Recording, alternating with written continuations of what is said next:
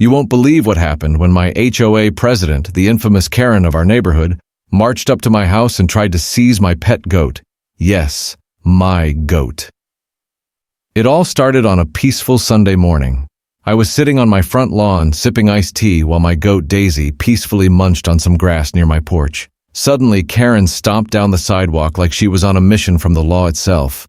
She pointed a trembling finger and shouted, "That animal is not allowed in this community. I'm reporting to you." My jaw dropped. I thought she was joking. But oh no, she was dead serious. She pulled out a clipboard, flipped through pages like she was on a reality show, and began quoting HOA rules about unauthorized livestock. I tried explaining Daisy wasn't just a goat. She was my companion, my stress reliever, even my therapist on 4 legs. But Karen wouldn't hear it. She stormed off yelling, "You'll be hearing from the board." The next day I received an official letter threatening fines and legal action if I didn't remove Daisy immediately. But instead of panicking, I did what Karen least expected. I fought back. I researched, talked to my therapist, and learned that emotional support animals aren't just limited to dogs or cats. I booked an appointment with a certified mental health professional, shared my story, and within days, I had an official document designating Daisy as my emotional support animal. When Karen returned, waving her clipboard like a sword, I calmly handed her the paperwork. Her face turned beet red as she read the official seal. "You can't be serious," she shrieked. I nodded and smiled. Completely serious. And legal. Karen tried to protest, but the law was on my side. The board even had to apologize for the harassment.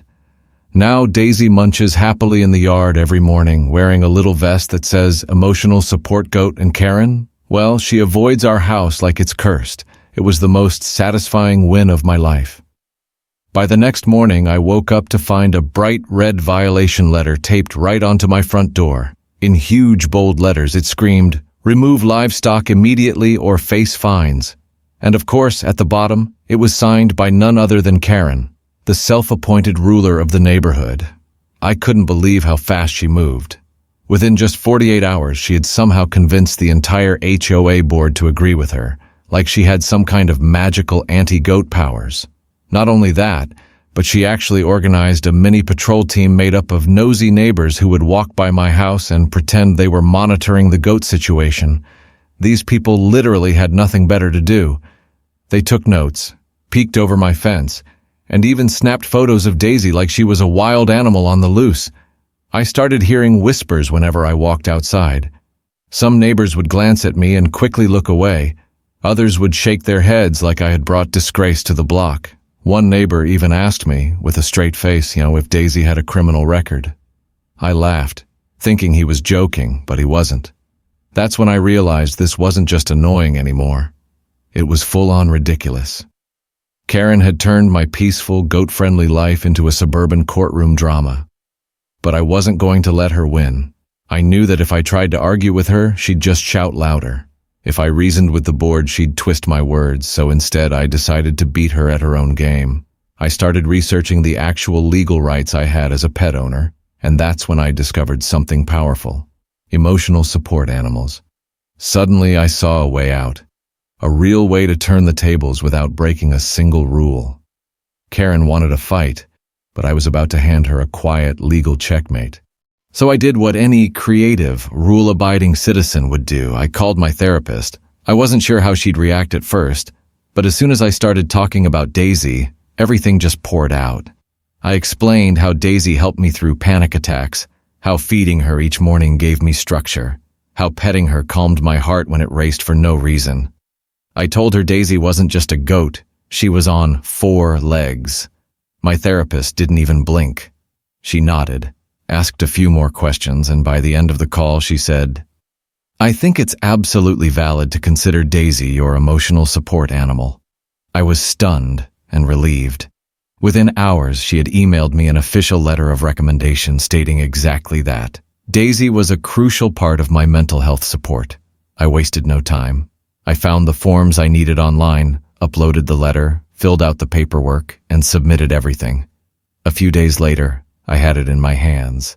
a beautiful laminated certificate stating that Daisy was now a legally recognized emotional support animal.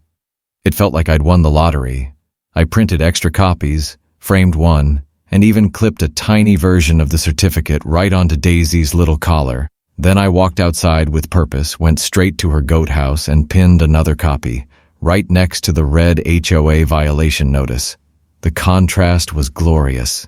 It was like posting a court victory next to a parking ticket. I didn't say a word to anyone. I just waited. And sure enough, 2 days later, Karen came strolling by with her clipboard and usual smug expression. She paused. She read the new certificate. Her smile faded. She squinted, looked again, then gasped like she'd seen a ghost. I gave her a friendly wave. "Emotional support animal," I said calmly, "protected by federal law." Karen's jaw moved, but no sound came out. I turned around, walked back inside, and poured myself the most satisfying cup of tea I've ever had. The moment Karen laid eyes on the laminated certificate hanging proudly next to Daisy's little goat house, it was like watching someone see their entire plan fall apart in real time. She stopped dead in her tracks, her mouth slightly open, eyes darting between the document and Daisy, who, bless her heart, just kept munching on hay like nothing in the world could ruin her day. Karen's face flushed into a bright tomato red, the kind that only appears when someone realizes they've lost control. She pointed and sputtered, "That's not a real support animal." Her voice cracked like a stressed violin string. But I was ready. I walked out calmly, holding a neat little folder like I was presenting in court. I handed her the emotional support certification letter from my licensed therapist, the federal regulation page highlighting protection under the Fair Housing Act, and a printout of my therapist's credentials for good measure. Karen grabbed the papers with trembling hands, scanning them like she expected to find a typo she could weaponize, but there was none. She had nothing. She looked up at me, then down at Daisy, then back at the certificate, as if hoping this was all some prank. But I just smiled and said, "She helps me breathe easier every day." Karen didn't respond. She just turned and stormed off, her footsteps sounding more like retreat than victory. That night, I heard from a neighbor on the HOA board that Karen had thrown a fit in the meeting, trying to rush in a brand new rule banning goats, even emotional support ones.